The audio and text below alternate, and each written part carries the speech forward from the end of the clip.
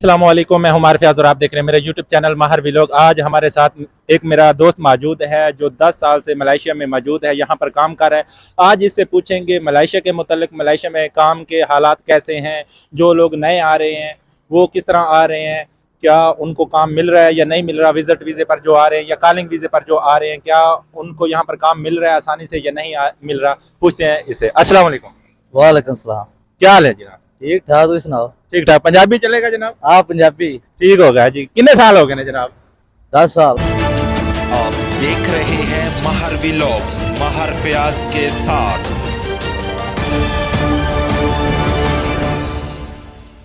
ਦੇ ਬਾਰੇ ਤੁਸੀਂ ਪੁੱਛ ਰਹੇ ਮਲੇਸ਼ੀਆ ਦੇ, ਤੁਹਾਡੇ ਸਾਹਮਣੇ ਹਾਲਾਤ ਨੇ ਮਲੇਸ਼ੀਆ ਦੇ। नहीं तो अपनी जबानी दस ना कि की हालात चल रहे हैं ताकि ਹਾਲਾਤ ਕੋਈ ਹਾਲਾਤ ਨਹੀਂ ਜੇ, ਬਹੁਤ ਜਿਹੜਾ ਨਾ ਮੰਦੇ ਹਾਲਾਤ ਨੇ।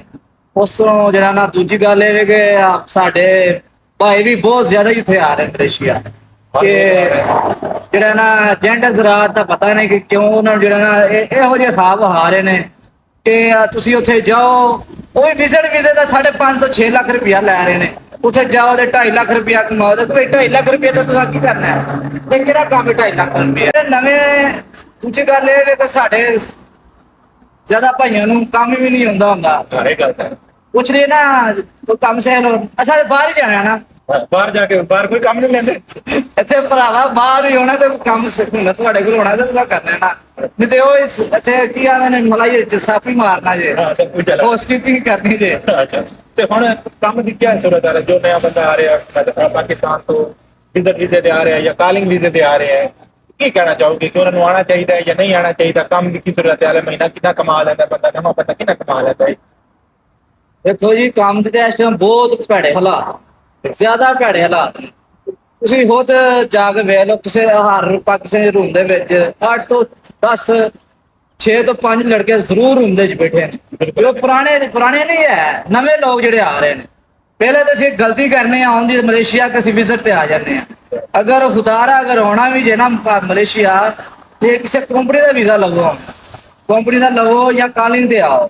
ਵਿਜ਼ਿਟ ਤੇ ਕਦੇ ਵੀ ਭੁੱਲ ਕੇ ਨਾ ਆਵਿਆ ਜੇ। ਵਿਜ਼ਿਟ ਵਾਲੇ ਬੰਦੇ ਨੂੰ ਤੇ ਪੁੱਛਦੇ ਤੱਕ ਨਹੀਂ ਹੈ ਕੰਮ ਦੇ। ਪਹਿਲਾਂ ਹੁਣ ਜਿਹੜੇ ਹੁਣ ਹਾਲਾਤ ਨੇ, ਹੁਣ ਤੇ ਆਂਦੇ ਨੇ ਕਿ ਪਾਸਪੋਰਟ ਹੈ, CIDB ਹੈ, ਫਲਾਨਿਸ਼ ਹੈ। ਅਗਰ ਤੁਹਾਡੇ ਕਾਗਜ਼ ਹੈ ਨੇ ਤੇ ਤੁਹਾਡਾ ਜਿਹੜਾ ਨਾ ਕੰਮ ਚਾਂਸ ਹੈ ਨੇ, ਉਹ ਵੀ ਚਾਂਸ। ਅਗਰ ਤੁਹਾਡੇ ਕੋਲ ਕਾਗਜ਼ ਬਿਲਕੁਲ ਨਹੀਂ, ਤੁਹਾਡੇ ਕੋਈ ਕਿਸੇ ਪੁੱਛਣਾ ਵੀ ਨਹੀਂ ਹੈ। ਤੇ ਸਾਡੇ ਜ਼ਿਆਦਾ ਭਰਾ ਜਿਹੜੇ ਨੇ ਵਿਜ਼ਿਟ ਤੇ ਆ ਰਹੇ। ਹਾਂ ਵਿਜ਼ਿਟ ਤੇ ਆ ਰਹੇ ਭਾਈ, ਰੋਕੋ ਤਾਂ ਫਿਰ ਕਹਿੰਦੇ ਨੇ ਜੇ ਭਾਈ ਜੀ ਤੁਹਾਨੂੰ ਕੀ ਮਸਲਾ ਸੀ ਆ ਰਿਹਾ, ਸਾਡੀ ਏਜੰਟ ਨਾਲ ਗੱਲ ਹੋਈ ਆ, ਉਹਨੇ ਕਿਹਾ ਜੀ ਤੁਸੀਂ ਵਿਜ਼ਿਟ ਵੀਜ਼ੇ ਤੇ ਆ ਜਾਓ, ਅਸੀਂ ਤੁਹਾਡਾ ਵਿਜ਼ਿਟ ਵੀਜ਼ਾ ਕਿਸੇ ਵੀਜ਼ੇ 'ਚ ਕਨਵਰਟ ਕਰਵਾ ਲਾਂਗੇ, ਕਿਤੇ ਤੁਸੀਂ ਆ ਕੇ ਕੰਮ ਕਰ ਸਕਦੇ ਹੋ, ਸਾਡੀ ਗਾਰੰਟੀ ਹੋਏਗੀ। ਜਦੋਂ ਬੰਦਾ ਇੱਥੇ ਪਹੁੰਚ ਜਾਂਦਾ ਤਾਂ ਉਹਨੂੰ ਪੁੱਛਦੇ ਹੀ ਨਹੀਂ। ਦੇਖੋ ਤੁਹਾਨੂੰ ਵੀ ਪਤਾ ਹੋਵੇ ਕਿ ਵਿਜ਼ਿਟ ਵੀਜ਼ੇ ਜਿਹੜੇ ਆ ਰਹੇ ਨੇ ਉਹਨਾਂ ਦੇ ਵਾਸਤੇ ਬੰਦ ਕੀਤੇ ਆ। ਕਾਲਿੰਗ ਵੀਜ਼ਾ ਨਹੀਂ ਲਵਾ ਦੇ ਰਹੇ ਹੋ ਤੇ ਏਜੰਟ ਜ਼ਰਾਤ ਨੂੰ ਬੰਦਾ ਕੀ ਆਖੇ? ਏਜੰਟ ਜ਼ਰਾਤ ਨੇ ਆਪਣੇ 50-60 ਲੱਖ ਰੁਪਏ ਪਿੱਛੇ ਜਿਹੜਾ ਨਾ ਉਸ ਗਰੀਬ ਦੀ ਜ਼ਿੰਦਗੀ ਬਰਬਾਦ ਕਰ ਛੱਡਦੇ ਨੇ। ਉਸ ਗਰੀਬ ਨੂੰ ਪਤਾ ਨਹੀਂ ਭੈਣ ਦਾ ਕੰਗਣ ਵੇਚੇ ਨੇ, ਮਾਂ ਦਾ ਸੋਨਾ ਵੇਚੇ ਹੈ, ਜਾਂ ਘਰੋਂ ਕਿਹੜੀ ਸ਼ੈ ਵੇਚ ਕੇ ਉਹਦਾ ਕਰਜ਼ਾ ਚੁੱਕ ਕੇ ਪਿਆਉਂਦਾ ਹੋਵੇ। ਉਹ ਏਜੰਟ ਜ਼ਰਾਤ ਨੂੰ ਤਾਂ ਪਤਾ ਹੈ। ਏਜੰਟ ਜ਼ਰਾਤ ਨੂੰ ਸਿਰਫ ਇਹ ਹੈ ਕਿ ਇਹਨਾਂ ਕੋਲ ਲੁੱਟ ਲਵੋ, ਜਿੰਨਾ ਲੁੱਟ ਸਕਦੇ ਹੋ ਜਿੰਨਾ ਲੁੱਟ ਸਕਦੇ ਹੋ ਲੁੱਟ ਲਓ ਇਹਨਾਂ ਕੋਲ। ਤੇ ਖੁਦਾਰਾ ਤੁਹਾਡੇ ਤਰਲਾ ਇਹੀ ਹੈ ਕਿ ਜਿਹੜਾ ਨਾ ਤੁਸੀਂ ਖੁਦ ਤਹਿਕੀਕ ਕਰੋ। ਮਲੇਸ਼ੀਆ ਅਗਰ ਤੁਹਾਡਾ ਕੋਈ ਰਿਸ਼ਤੇਦਾਰ ਹੈ, ਦੋਸਤ, ਉਹਦੇ ਕੋਲ ਪੁੱਛੋ। ਅਗਰ ਤੁਹਾਨੂੰ ਕੋਈ ਸੱਚੀ ਗੱਲ ਦੱਸਦਾ, ਤੁਸੀਂ ਆਂਦੇ ਤੂੰ ਉੱਥੇ ਕੀ ਕਰਨਾ? ਇਹ ਗੱਲ ਬੜੀ ਚੱਲ ਰਹੀ। ਬਿਲਕੁਲ ਸਹੀ। ਤੇ ਤੂੰ ਉੱਥੇ ਕੀ ਕਰਨਾ? ਪਹਿਲਾਂ ਦੇ ਪਹਿਲਾਂ ਜਿਸ ਤਰ੍ਹਾਂ ਅਸੀਂ ਹਾਲਾਤ ਵਿੱਚ ਰਹਿੰਦੇ ਆ ਪਏ, ਮਜਬੂਰ ਆ।